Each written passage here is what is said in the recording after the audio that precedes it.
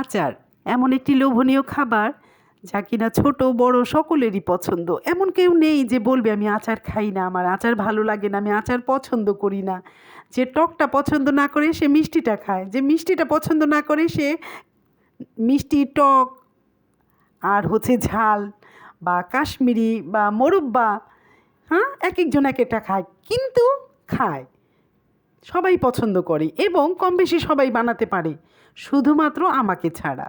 কারণ আমি আচার বানাতে পারি না, আর এর জন্য দায়ী হচ্ছে আমার মা। প্রত্যেক বছর আমার মা আচার বানিয়ে পাঠায়, আর এক বছরের আচার শেষ না হতে আরেক বছরের আচার দিয়ে পাঠায়। মানে এত আচার দেয় সে আমাকে, আচার আমার ঘরে শেষ না হতেই আচার এসে পড়ে। তো আমার বানাতে হয় না। আর আমার মা সবসময় বলে যে আমি যে পর্যন্ত বেঁচে আছি, আমার ছেলের বউরা হোক বা মেয়ে হোক, আমি ওদের আচার বানিয়ে খাওয়াই যাব, আমার মৃত্যুর পরে ওরা বানিয়ে বানিয়ে খাক। এই কারণে আমাদের আর আচার বানানো, বিশেষ করে আমার আচার বানানো হয়ও নাই, আমি শিখিও নাই। আর এই আচার বানাতে না পেরে যে আমি কত বড় একটা বিপদে পড়েছি বন্ধুরা, সে বিপদটা তোমাদের সাথে শেয়ার করছি। বিপদটা হচ্ছে, আজকে খুব ভোরবেলা আমার ছোট দেবরটা আমাকে ফোন দিয়েছে। ফোন দিয়ে বলছে যে দাদি, মা তোমার জন্য গাছের আম দিয়েছে, আমি আম নিয়ে আসতেছি তোমাদের বাসায়। ও হচ্ছে আরেকটা কথা, আমার ছোট দেবর আমাকে দাদি ডাকে, কারণ ও আমার স্বামীকে ডাকে দাদু, ওই হিসাবে আমাকে ডাকে দাদি। তো বলছে দাদি আম নিয়ে আসতেছি, তুমি তোমার বাসায় মা আম দিয়েছে। তো আমি শুনে তো খুশি হয়ে গেছি যে আমার শাশুড়ি আম দিয়েছে, আম ডালে দিয়ে খাবো কিংবা ভর্তা করে খাবো। আমার মাথায় আসেনি আচার বানাবো, কারণ আমি কখনো বানাইনি, তো আমি এই চিন্তা ভাবনা করবো কিভাবে। তো বেশ ভালো কথা, ছোট দেবর দিয়ে গেল। দিয়ে যাওয়ার পরে আধা ঘন্টা পরে 5 নাম্বার দেবরটা ফোন দিয়েছে। ফোন দিয়ে বলতে যে ভাবি, মা তো আম দিচ্ছে তোমাকে, তুমি এক কাজ করো, আমের আচার বানাও। একটা বানাও হচ্ছে টক, আর একটা বানাও মিষ্টি। 2 ধরনের মানে আচার বানাও আম দিয়ে, আমি যাওয়ার সময় মিয়া ভাইয়ের জন্য নিয়ে যাব। ও হচ্ছে ফ্রান্স থেকে এসেছে ছুটিতে, সামনের মাসের শেষ দিকে চলে যাবে। আমি তো শুনে স্তব্ধ হয়ে গেছি, মানে ওকে বলবো কিভাবে আমি আচার বানাতে পারি না। আর আমি কখনো কি আমাকে বলবে আচার বানাও, আমার তো কোনোদিন কোনো মানে খেয়ালই আসে নাই, কোনোদিন আমি এই চিন্তাও করি নাই কেউ আমাকে বলবে আচার বানাও।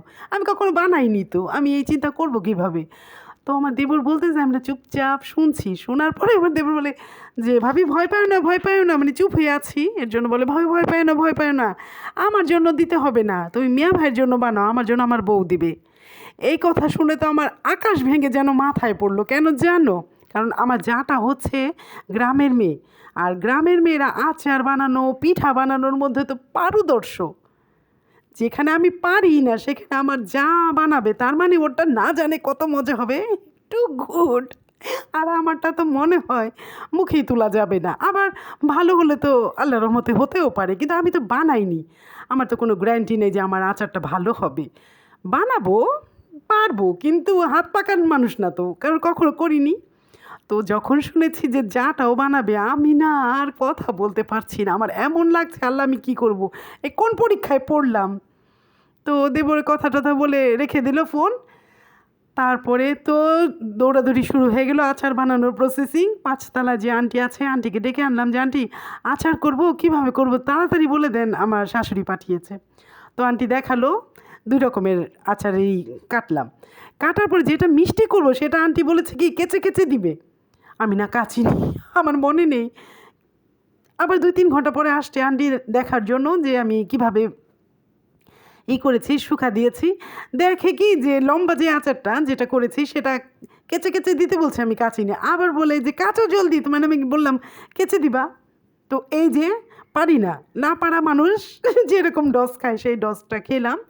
তো হচ্ছে আবার কাচলাম, কেচে টেচে আবার শুকা দিলাম। তো পরীক্ষা হলে যেভাবে আমরা প্রিপারেশন নিয়ে ঢুকি পরীক্ষা দেওয়ার জন্য, ঠিক ওইভাবে প্রিপারেশন নিচ্ছি কীভাবে আচার করব, যাকে পাচ্ছি তার কাছ থেকেই ধরে ধরে রেসিপি নিচ্ছি। আর মাকে যেহেতু চেতে গেছি মার উপরে, যে তুমি কোনো দিন বানাতে দাও নাই, তুমি নিজে বানায় বানায় দিচ্ছ, এখন দেখো আমি পারি না, আমি কীভাবে আচার বানাবো। তো মা বলে যে দে, আমি বানায় দিই। তো দেইনি মাকে, কারণ এই বছরও যদি মাকে দিয়ে বানাই আমার আর আচারই বানানোর মানে শেখা হবে না, যেমনই হোক বানাতে হবে আমাকে। তো সব ঠিকঠাক হলো, আল্লাহ রহমতে পারবো আর কি, অসুবিধা হবে না, আচার বানানো তো তেমন কষ্টের কাজ না, কিন্তু হাত পাকা মানুষ না তো তেমন মজা হবে না, আমার মার মতো আর কি। তো যাই হোক, তোমাদের ভাইয়া মানে আমার হাজবেন্ড এখন আবার আমাকে বলে কি, তুমি আমাকে বটমরিচের আচার, ওই যে বোম্বাইয়া মরিচের আচার আর কি, বটমরিচের আচার আর হচ্ছে রসুনের আচার দিবে। গেলাম নি আরও ডুবে, এই আমের আচারই পারি না আমি, বটমরিচের আচার আর রসুনের আচার কিভাবে বানাবো। আবার দৌড়ে গেলাম এক এক আন্টিদের ঘরে, আন্টি এই আচার করে কিভাবে। আল্লাহ বলে যে তুমি মাথা ঠান্ডা রাখো বাবা, আমের আচারটা করো এই দুইটা, আর 2 দিন মানে আজকের দিনটা শুকা দিলাম, কালকের দিনটা শুকা দিয়ে কালকে রাত্রেই বানাবো, এই দুইটা আচার আগে করো, তোমার ওই বটমরিচের আর হচ্ছে রসুনেরটাও আমরা দেখায় দেবো, তুমি চিন্তা করো না, জামাই খেতে পারবো। এমনভাবে বানাই দেবো জামাই খেতে পারবো। তো এক আন্টি আবার বলে দিয়ে দাও আপার কাছে, আমার মার কথা বলে, আপাই করে দেবো না, আপনারা আপাই সর্বনাশের মূল, আপনারা আপা আমার কোনো দিন আচার বানাতে দেয় না, দেখে আমি আজকে পারি না।